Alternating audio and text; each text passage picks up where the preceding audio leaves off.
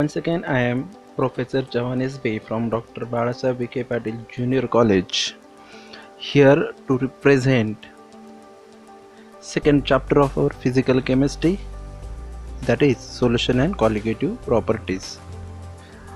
So in this chapter we would like to discuss concept related to the solution and properties of solution, that is colligative properties. अगर हम solution की ही बात करें तो what is solution exactly in simple term, जैसे कि आप सबको पता है, the study of chemistry is incomplete without the study of solution. So क्या होता है solution, what is exactly solution in simple term? If you like to discuss concept of solution, then the thing come in mind, that is solutions are mixture of two or more component. So what is solution? It is a mixture of two or more component. अगर solution mixture है तो it is necessary to understand or revise the concept of mixture. और कौन कौन से प्रकार के mixture हम बना सकते हैं. Okay, so try to understand concept related to the mixture. So what is mixture? So अभी आपके सामने दिख रहा है, mixture is a simple combination of two or more substances. Mixture is a simple combination of two or more substances. तो mixture बनाने के हमें खाली क्या करना होता है, कम से कम दो, और आप ज़्यादा भी ले सकते हो. So you can take two or more substances and just mix them together, just add them together, try to make simple combination, so we get a mixture.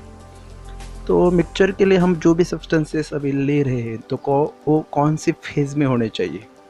As we know that जो matter हम देखते हैं, तो matter के हमारे जहन में अभी 3 स्टेट्स आ रहे हैं. फिजिकल स्टेट अगर हम कंसीडर करें तो सॉलिड स्टेट होता है, liquid and gas state.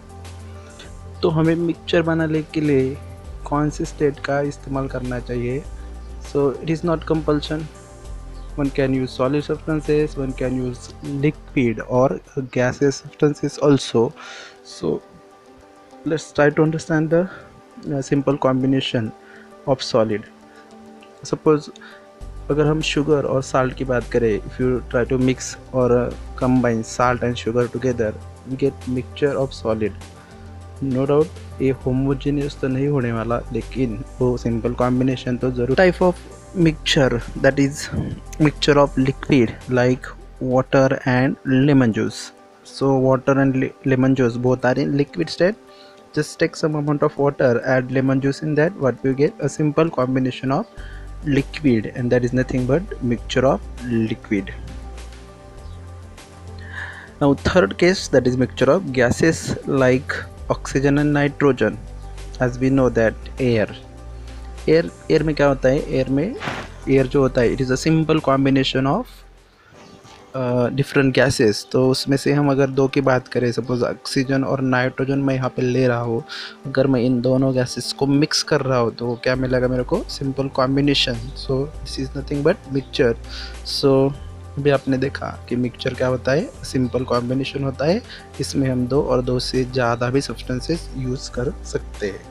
Okay, तो अभी तो हमारी बात चल रही है कंसेप्ट ऑफ मीन्स अभी जो हम बात कर रहे हैं वो सॉल्यूशन के रिलेटेड है. तो हमें अभी सॉल्यूशन क्या होता है उसके बारे में जानकारी लेनी होगी, और सॉल्यूशन बनाने के लिए हमें क्या क्या यूज़ करना पड़ता है, तो हमें उसके भी बारे में कुछ जानकारी लेनी होगी.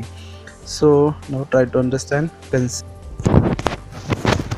तो फ्रेंड्स, जैसे कि अभी हमने यहाँ पे देखा कि मिक्सचर हम बनाने के लिए दो और दो से ज़्यादा भी सब्सटेंसेस यूज़ कर सकते हैं.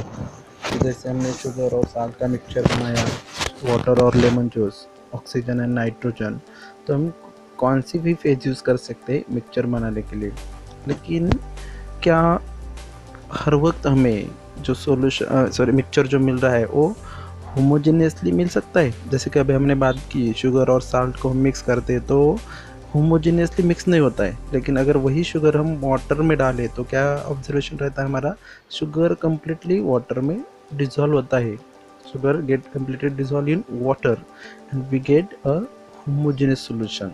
So depending upon whether these components mix uniformly or not, whether they are form one uniform phase or not. So depending upon that mixture के दो टाइप्स होते हैं. सो क्या टाइप्स होते हैं मिक्सचर के, हम उसके बारे में भी जानकारी हासिल करते हैं. सो मिक्सचर के दो टाइप्स होते हैं, homogeneous mixture and heterogeneous mixture. So what is exactly homogeneous mixture? क्या होता है होमोजेनियस मिक्सचर में? In this type of mixture, components are mixed uniformly together and form one phase. In this type of mixture, components are mixed uniformly together and form one phase. Example के तौर पे मैं फिर से वही बात बोलना चाहूँगा, sugar and water. If you mix sugar in water, we observe sugar get completely dissolved in water, so we cannot observe the particle of sugar in that water. so ये क्यों हो रहा है? क्योंकि शुगर के जो पार्टिकल है वो वाटर में completely डिजोल्व हो रहे हैं और वो दोनों एक ही फेज में दिख रहे हैं, तो वे हम उसे डिटेक्ट नहीं कर सकते. लेकिन अभी जो सेकेंड टाइप होता है मिक्सचर का, वो होता है heterogeneous mixture. So as compared to homogeneous mixture, no doubt ये तो different तो रहेगा.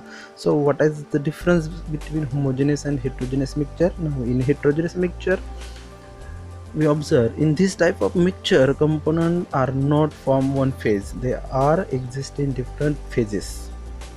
अगर हम सब्सटेंस को मिक्स कर रहे हैं तो क्या ऑब्जर्वेशन है हमारा? They does not form one uniform phase, they exist in different phases. Now example, mixture of oil and water. तो ये तो हमारा कॉमन ऑब्जर्वेशन है. If you try to add some amount of oil in water, so what we observe? Yes, we observe they never form one phase. Oil and water never form one phase. Oil और पानी एक phase में कभी नहीं हो सकते, तो हम उस प्रकार के मिक्सचर को क्या बोलते हैं? Heterogeneous mixture. ओके, सो मिक्सचर के हम ये दो टाइप्स बना सकते हैं.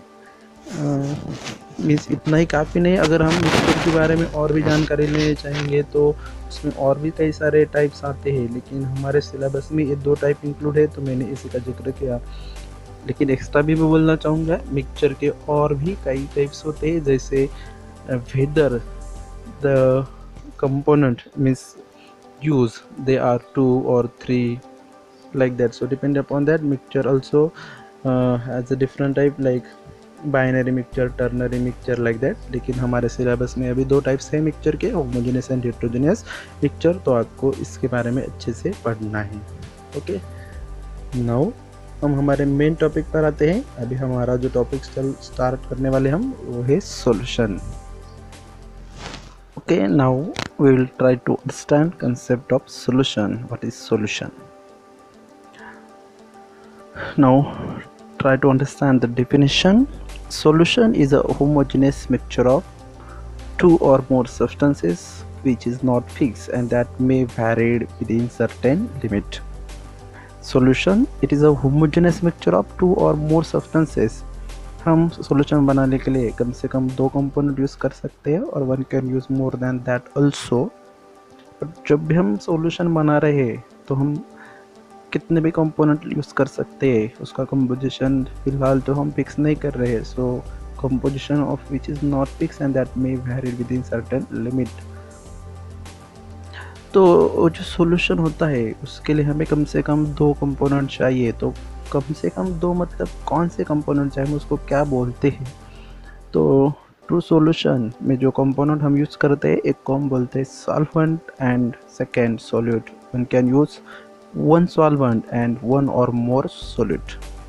तो 11th स्टैंडर्ड में हमने वो सॉल्यूशंस के रिलेटेड कंसेप्ट पढ़े हैं. तो हम as we know that solution बनाने के लिए हमें क्या चाहिए होता है?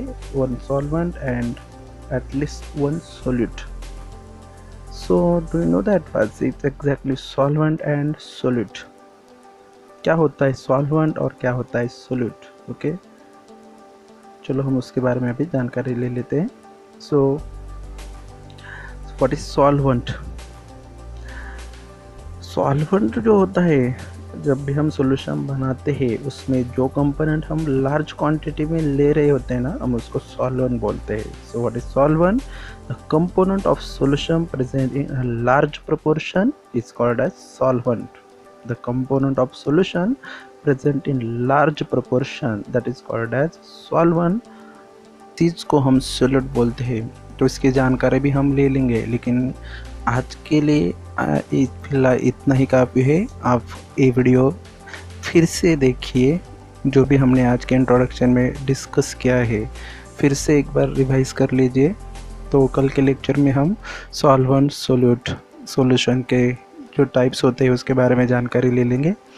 And one more point we would like to discuss, that is a concentration as well as solution, saturated solution और solubility।